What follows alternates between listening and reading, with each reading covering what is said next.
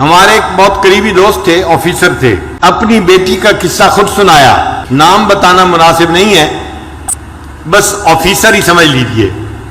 وہ مجھے کہنے لگے اللہ نے مجھے اتنی خوبصورت بیٹی دی، اتنی خوبصورت بیٹی دی کہ لاکھوں میں نہیں، کروڑوں میں اتنی خوبصورت بچی کوئی نہیں ہوگی، کروڑوں میں۔ اتنا دودھ کی طرح اس کا سفید رنگ، اتنے پیارے اس کے بال، اتنا خوبصورت اس کی آنکھیں، جو اس کو دیکھتا تھا لٹو ہو جاتا تھا۔ ہر عورت اس کو آ کے دیکھتی تھی۔ کہنے لگا کہ میرے گھر میں عورتوں کا، محلے کی عورتوں کا مجمع لگا رہتا تھا۔ عورتیں کہتی تھیں کہ اس کے گھر کے قریب سے ہم گزرتی ہیں، ہمارا دل چاہتا ہے ہم اس بچی کو دیکھیں، ہم بچی کو دیکھنے کے لیے آئے ہیں۔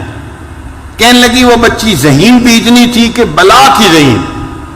اس کو میڈیکل میں داخلہ مل گیا اور وہ میری بیٹی ڈاکٹر بن گئی، اور ڈاکٹر بھی ایسی کانفیڈنٹ تھی کہ سرجن ڈاکٹر بنی۔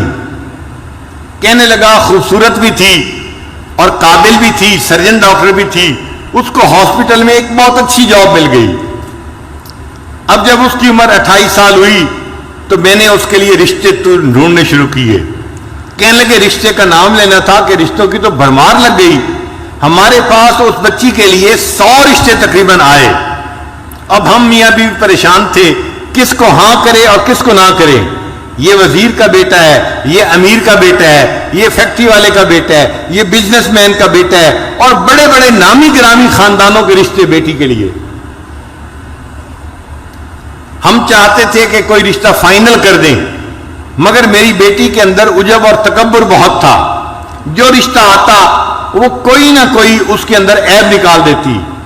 یہ لڑکا تو دیہاتی نظر آتا ہے، میں اس سے شادی نہیں کروں گی۔ اور کئی مرتبہ کہتی لڑکا تو ٹھیک ہے، ڈاکٹر ہے، مگر اس لڑکے کی ماں دیہاتی ہے، میرا گزارا نہیں ہوگا۔ لڑکے کی ماں دیہاتی ہے، اس پہ رشتہ نہ کر دیتی۔ کہنے لگے کہ 2-4 سال تو اسی طرح گزر گئے۔ روز کا کام تھا، رشتے آتے اور بچی نہ کر دیتی، اور ہمیں رشتے پسند بھی آتے کہ لڑکا سمجھدار ہوتا، تعلیم یافتہ ہوتا، اور اچھا اس کا کام کاروبار ہوتا، مال پیسے والا ہوتا، سارے وسائل اس کے پاس ہوتے، مگر بچی کا دل مطمئن ہی نہیں ہوتا تھا۔ اور جب ہم اسے کہتے کہ بیٹی رشتہ تو اچھا ہے، تو بیٹی آگے سے جواب دیتی ان رشتوں کا کیا، یہ تو سینکڑوں رشتے جو ہے آ سکتے ہیں، ان کا کیا ہے۔ کہنے لگے کہ 3-4 سال کے بعد اس کی عمر 34 سال ہو گئی، اب رشتے آنے ذرا کم ہو گئے، مگر بچی کو پھر بھی یقین تھا کہ میرے لیے ضرور اچھا رشتہ آئے گا۔ رشتے والوں کو آخر کیا چاہیے جو میرے پاس نہیں ہے۔ اس کو ناز تھا اپنے حسن پہ، اپنی تعلیم پہ، اپنی سمجھداری پہ۔ کہنے لگا کہ پھر اس کے تکبر کی وجہ سے ایک عذاب آیا۔ باپ اپنی بیٹی کا واقعہ خود سنا رہا ہے، کہتے کہ میری بیٹی کے اوپر عذاب آیا، اس نے کسی مریض کی سرجری کی، اور سرجری کرنے کی وجہ سے اس کو کوئی ایسا انفیکشن ہوا کہ میری بیٹی کے ہاتھوں کی جو جلد تھی وہ ساری کی ساری ایسے ہو گئی جیسے مردہ ہوتی ہے، کسی بوڑھے کی ہوتی ہے۔ اب بچی خوبصورت ہے، نوجوان ہے، مگر دونوں ہاتھوں کی جلد جو ہے وہ ایسے ہے جیسے کوئی 90 سال کا بوڑھا ہوتا ہے۔ ہاتھ بدنما بن گئے۔ اب وہ اپنے ہاتھوں کو ظاہر بھی نہیں کرتی تھی۔